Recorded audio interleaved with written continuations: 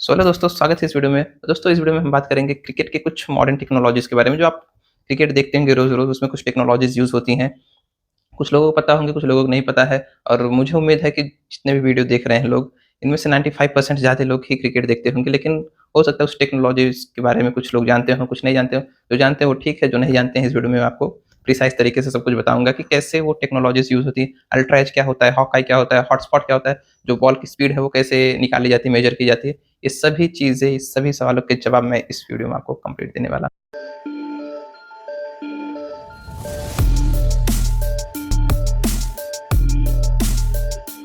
दोस्तों, सबसे पहले हम बात करेंगे हॉटस्पॉट टेक्नोलॉजी की। हॉटस्पॉट टेक्नोलॉजी पहले बहुत यूज़ होती थी, अब एकदम ना के बराबर होती है। तो हॉटस्पॉट टेक्नोलॉजी में कुछ ऐसा होता है, यहाँ पे देखिए इमेजेस। ये इमेजेस इंफ्रारेड कैमरे से ली होती हैं। इंफ्रारेड कैमरे बेसिकली इंस्टॉल होते हैं, 2 कैमरे इंस्टॉल होते हैं, ग्राउंड के अपोजिट डायरेक्शन में दोनों रहते हैं, मतलब पूरी-पूरी इमेज दोनों तरफ से कैप्चर हो जाए, ऐसे इंस्टॉल होते हैं। तो ये इंस्टॉल होते हैं और इनका इस्तेमाल बेसिकली तब होता था जब बॉल थोड़ा भी टच करती है बैट को और अंपायर को नहीं पता चलता है, तो अंपायर नॉट आउट होता है। तो फील्डर जो होते हैं सामने वाले, वो डीआरएस लेते हैं, डिसीजन रिव्यू सिस्टम, कि भाई आउट है, मुझे सुनाई दिया, अंपायर को नहीं सुनाई। तो ये टेक्नोलॉजी तब यूज़ होती है जब कहीं फैसला गलत होता है और उसको सही करने के लिए टेक्नोलॉजी का यूज़ होता है। तो हॉटस्पॉट टेक्नोलॉजी में होता क्या है, इंफ्रारेड कैमरे को काम में लिया जाता है। ये ऐसी इमेज देखिए जैसे जे स्केच टाइप की इमेज लेता है। इंफ्रारेड कैमरे बेसिकली अपोज़िट डायरेक्शन में लगे हुए होते हैं और इनका जो काम रहता है, ये बॉल जाती है, बॉल देखिए कहीं भी लगती है तो जो कैमरा होता है वो हीट को ज़्यादा कैच करता है। तो बॉल कहीं भी जाके बैट से या पैड से कहीं भी टच होती है, तो वहाँ हीट प्रोड्यूस होता है। हीट प्रोड्यूस होने के कारण वो जो स्पॉट होता है, वो थोड़ा व्हाइट हो जाता है, मतलब जहाँ भी हीट होती है, वहाँ व्हाइटनेस दिखता है। जहाँ बॉल थोड़ा भी टच रहेगी, वहाँ पे वो चीज़ व्हाइट हो जाएगी, जिससे पता चलता है कि बॉल यहाँ पे टच हुआ है। चाहे वो बैट हो, चाहे ग्लव्स में लगा हो, चाहे पैड में लगा हो, तो पता चलता है कि हाँ, पहले कहाँ लगा है, ये भी पता करना है, बैट में लगी पहले या पैड में, तो इंफ्रारेड से वही पता हो जाता है। तो इंफ्रारेड टेक्नोलॉजी यही है कि इंफ्रारेड कैमराज़ यूज़ होते हैं, इससे कि पता चले कि बॉल कहाँ लगी हुई है, कहाँ टच हुई है। जो हीट जनरेट होता है, उसकी वजह से सब कुछ पता चल जाता है। तो ये है हॉटस्पॉट टेक्नोलॉजी, जो अब बहुत ही रेयर केस में यूज़ होती है। उसके बाद दोस्तों, एक बहुत ही फ़ेमस सिस्टम है जिसको हॉक-आई सिस्टम बोलते हैं। हॉक-आई सिस्टम में जो बॉल ट्रैकिंग सिस्टम होता है, वो बताता है। बेसिकली हमने देखा होगा जब एलबीडब्ल्यू कोई प्लेयर होता है, तो अंपायर का कॉल आउट या नॉट आउट जो भी होता है, तो उसको बॉल ट्रैकिंग करवाया जाता है कि हाँ, ये डिसीजन सही है कि नहीं। तो बॉल ट्रैकिंग जो होती है वो हॉक-आई सिस्टम में ही होती है। हॉक-आई सिस्टम में ग्राउंड होता है, ग्राउंड के चारों तरफ कैमरे लगे हुए होते हैं। कैमरे लगभग 6 से 10 कैमरे लगे हुए होते हैं, जितना यूज़ हो सकते हैं, मतलब जितना कैमरे रहते हैं एक्यूरेटली उतना ज़्यादा अच्छा रिज़ल्ट आता है। तो अप टू 10 कैमरेस लगे हुए होते हैं, जिसमें 6 कैमरे तो मिनिमम चाहिए ही चाहिए। तो उसमें बॉल ट्रैक होती है, हर कैमरे से पोज़ीशन ली जाती है कि बॉल यहाँ गिरी है, यहाँ पे गई है, इसका लाइन कहाँ होगा, पिचिंग कहाँ होगी। ये सभी चीज़ें जो ग्राउंड के चारों तरफ कैमरे लगे हुए होते हैं, उससे लिया जाता है और सबको सभी कैमरे के फुटेज से एक फुटेज तैयार किया जाता है कि हाँ, ये चीज़ यहाँ पे गिरी, यहाँ पे गई, यहाँ पे जा सकती है। तो ऐसा कर रहे हैं और काफ़ी एक्यूरेट रिज़ल्ट होता है इसका, और इसी को हॉक-आई सिस्टम बोलते हैं। जो बॉल ट्रैकिंग होती है वो बेसिकली हॉक-आई सिस्टम से होती है, जो कैमरे चारों तरफ लगे होते हैं स्टेडियम में, उन्हीं से ये किया जाता है। फिर उसके बाद जो आपको 6 दिखता है, यहाँ पे देखिए 6 की जो डायरेक्शंस वो सब दिखाया गया है, ये सब इन्हीं हॉक-आई कैमरे से ही होता है। हॉक-आई कैमरा यही सब दिखाता है कि बॉल कहाँ पे, इसकी ट्रैजेक्टरी दिखाती है, किस ट्रैजेक्टरी से ये बॉल जा रही है और इसकी जो डायरेक्शन होगी वो कहाँ हो सकती है। तो हॉक-आई का बहुत अच्छा काम है, क्योंकि जो एलबीडब्ल्यू होते हैं खिलाड़ी, उनमें बहुत कंट्रोवर्सी चीज़ें होती हैं कि हाँ, ये नहीं था, ये हाँ था, ये सब चीज़ें। तो इस हॉक-आई सिस्टम से ये कंट्रोवर्सी पूरी तरह से खत्म हो जाती है। इससे एकदम एक्यूरेट रिज़ल्ट मिल जाता है और डिसीजन एकदम सही मिल जाता है। तो इसको कहते हैं हॉक-आई सिस्टम, जिससे आप बॉल बॉल ट्रैकिंग को ट्रैक करते हैं और फिर जो 6 विक्स लगते हैं उसकी भी ट्रैकिंग इसी तरह से की जाती है, उसकी ट्रैजेक्टरी नापी जाती है। और दोस्तों, हॉक-आई के साथ-साथ रडार गन को भी इसमें इस्तेमाल में किया जाता है, क्योंकि जो बॉल की स्पीड है वो रडार गन से थोड़ा बहुत पता चलता है। तो ये 2 चीज़ें, मतलब वैसे तो हॉक-आई से सब कुछ पता चल जाता है, लेकिन रडार गन का भी कभी-कभी यूज़ कर लिया जाता है इसमें। सो दोस्तों, नेक्स्ट तो बात होती है अल्ट्रा एज की। अल्ट्रा एज में आपको पता है, जो ऐसे ऐसे बैट खेलते हैं तो यहाँ पे टच होता है कि कहाँ पे टच होता है, ये सब चीज़ें जानने के लिए।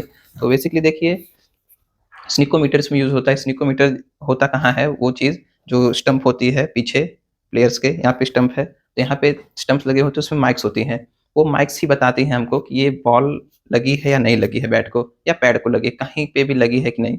तो स्निकोमीटर जो पीछे के स्टंप्स होते हैं उसी में लगा हुआ होता है, कैमरे के साथ माइक्स भी लगी होती हैं। तो ये वर्क कैसे करता है दोस्तों, सपोज़ ये मेरा बैट है और यहाँ पे बॉल लग रही है, किसी को सुनाई नहीं दिया। लेकिन मेरे पीछे जो स्टंप्स लगी है, जो माइक्स लगी है, उसमें ज़रूर सुनाई देगा। क्योंकि जो माइक्स है वो इतनी ज़्यादा एडवांस्ड माइक है, इतनी ज़्यादा टेक्नोलॉजी कितनी एडवांस हो गई है। तो जो आस-पास का आपको ये भी लगता होगा कि हाँ, आस-पास कितना नॉइज़ होता है, वो नॉइज़ नहीं डिटेक्ट होता है, सिर्फ़ ये डिटेक्ट होता है छोटा-सा एक आवाज़। तो इसका मैं बेस्ट एग्ज़ाम्पल दोस्तों दूँगा, जब आप सोते हैं, तो आपके मतलब आप सोते हैं तो आप जो फ़ैन चलाते हैं, उसकी आवाज़ काफ़ी ज़्यादा होती है। लेकिन अगर उसकी जगह कोई अलग आवाज़ आ जाती है, तो आपको मतलब आपके दिमाग में क्लिक होता है कि यार कुछ दूसरा बज रहा है। तो ये चीज़ें इसका बेस्ट एग्ज़ाम्पल में तो उसमें भी काफ़ी सारी नॉइज़ कैंसलेशन चीज़ें होती हैं, जो शोर को जो नॉइज़ होती है उसको रिड्यूस करके ये जो चीज़ें हैं इसकी आवाज़ अलग होती है, जो बैट और बॉल का वो होता है कनेक्शन, उसका आवाज़ अलग होता है, बाकी नॉइज़ अलग होती है। तो इसमें अगर बैट और बॉल थोड़ा भी इसमें अगर कॉन्टैक्ट में आते हैं, तो पीछे वो डिटेक्ट कर लेता है और उसकी वजह से पता चलता है कि हाँ, बैट यहाँ बॉल में लगी है या नहीं लगी है।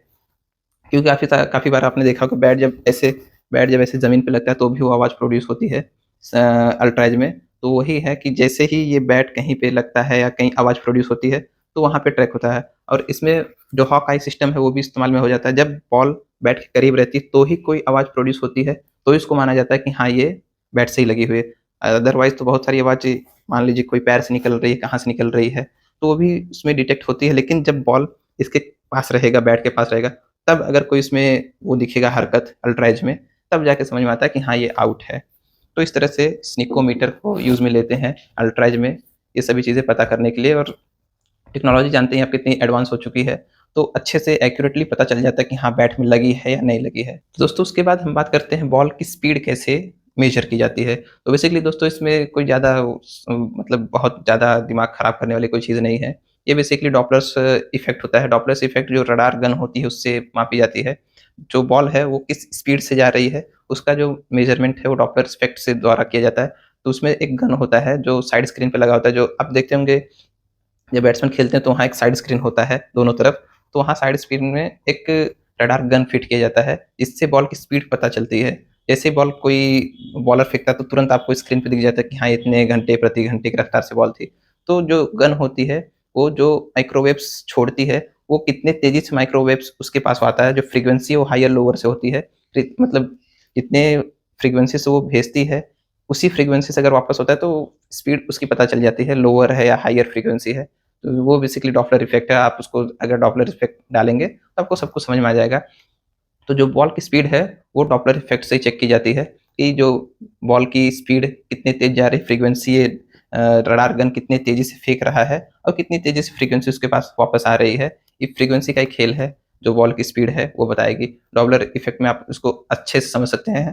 तो ये सब चीज़ें हैं, जो स्पीड ऑफ बॉल है, ये बस इसी स्पीड गन से आपने इसका बेस्ट एग्ज़ाम्पल दोस्तों आपने पुलिस को देखा होगा, तो गन यूज़ होता है रडार गन, जो तेज़ गाड़ी जाती है उनको चेक करने के लिए, तो उसमें रडार गन ही यूज़ होता है। रडार गन ऐसे करके बैठे रहेंगे, जो भी गाड़ी तेज़ी से जाएँगी, तो उनमें स्पीड पता चल जाती है कि हाँ, इतनी स्पीड से हो गई। जो क्योंकि जो फ्रीक्वेंसी वो जा रहा है, फिर उसी फ्रीक्वेंसी से वो चीज़ें आ रही हैं, तो उसमें पता चल जाता है कि हाँ, ये इतनी तेज़ी से जा रही है। जो फ्रीक्वेंसी है, कितनी तेज़ गई, कितनी तेज़ वापस आई, उसी को बोलते हैं डॉपलर इफ़ेक्ट। तो ऐसे दोस्तों जो बॉल की स्पीड है उसको पता लगाई जाती है क्रिकेट में। तो अब दोस्तों काफ़ी चीज़ें मैंने इस वीडियो में कवर की, और जो छूट गई हैं वो प्लीज़ आप कमेंट कर दीजिएगा, तो हो सकता है नेक्स्ट वीडियो में मैं इसको कवर कर लूँ।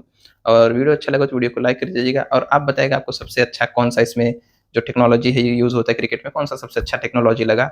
और बस इस वीडियो में इतना ही। वीडियो अच्छा लगा तो वीडियो को लाइक कर दीजिएगा, चैनल को सब्सक्राइब ज़रूर कर दीजिएगा। थैंक यू, जय हिंद, वंदे मातरम।